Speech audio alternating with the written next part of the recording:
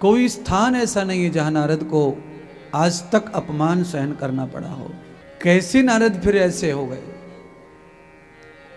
नारद में ये महानता कैसे आई? तो नारद जी का पिछले जन्मों का चरित्र भी भागवत में लिखा हुआ है। नारद जी ने अपना जो चरित्र है वह खुद श्रवण कराया लोगों को। नारद जी को अपना भविष्य बताना ठीक है, भूत बताने की जरूरत क्यों पड़ी? मान लीजिए मैं अपना पीछे वाला जन्म क्यों बताऊं किसी को? अगर मैं अपना पिछला जन्म बता रहा हूं तो उसमें केवल एक ही भाव छुपा है कि आप भी अपने आप को ऐसा जिए कि आप भी नारद बन जाएं। जैसे अनेक इंस्पेक्टर हैं पुलिस में, फौज में अनेक कैप्टन हैं, अनेक कर्नल हैं, अनेक ब्रिगेडियर हैं, वैसे अनेक नारद पैदा हो सकते हैं अगर आप लोग ठान लें मन में। तो अनेक जैसे साधु हैं, संत हैं, नारद एक संत थे, मुनि थे। तो बात ये नहीं है कि नारद एक हैं तो नारद एक ही रहेंगे, नहीं, अनेक नारद हो सकते हैं, अनेक संत हैं, अंत महंत बहुत है, करोड़ों संत हैं। हमारे हिंदू में ही बहुत सारे संत हैं। कभी सुनते हैं, समझ में आता है, सुनने में आता है कि 30 लाख से ज्यादा साधु है हिंदुओं में। कभी कोई कहता है 40 लाख हैं, होंगे। क्योंकि भारत का हर एक दूसरा तीसरा गांव ऐसा है जो एक दो साधु पैदा कर रहा है। गांव में चाहे वो रहते हैं नहीं रहते हैं।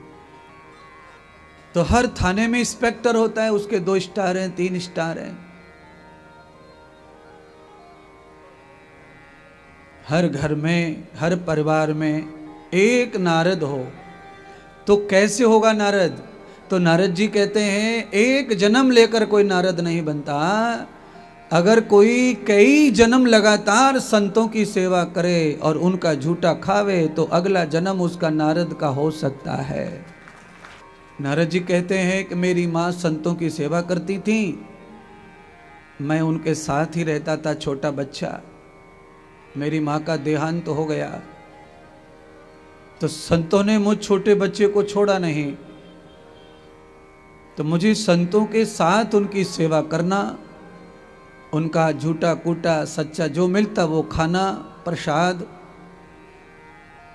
उस प्रताप से ही मुझे ब्रह्मा का पुत्र होने का मौका मिला। ये नारद जी की वाणी खुद की है। तो मैं मानता हूं कि नारद जी जो बता रहे हैं ये बिल्कुल सच है। आज के कलयुग में भी कोई संत पैदा हुआ है, कोई संत बन गया है, कोई संत हो गया है, तो वो संत इसलिए नहीं हो गया है कि वो चाहता था संत होना, ना, वो संत इसलिए हो गया है कि पिछले पुण्यों का प्रताप उसे संत बनाने को मजबूर कर रहा है, उसका सौभाग्य खड़ा कर रहा है, उसका आनंद खड़ा कर रहा है।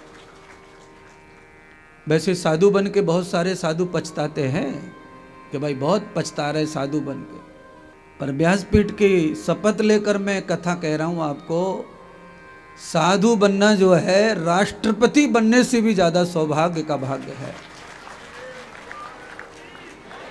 आज तक राष्ट्रपति दोबारा कभी मौका नहीं मिला किसी को, क्योंकि राष्ट्रपति जो है वो 5 साल के लिए बनता है और साधु होता है, बनता नहीं है।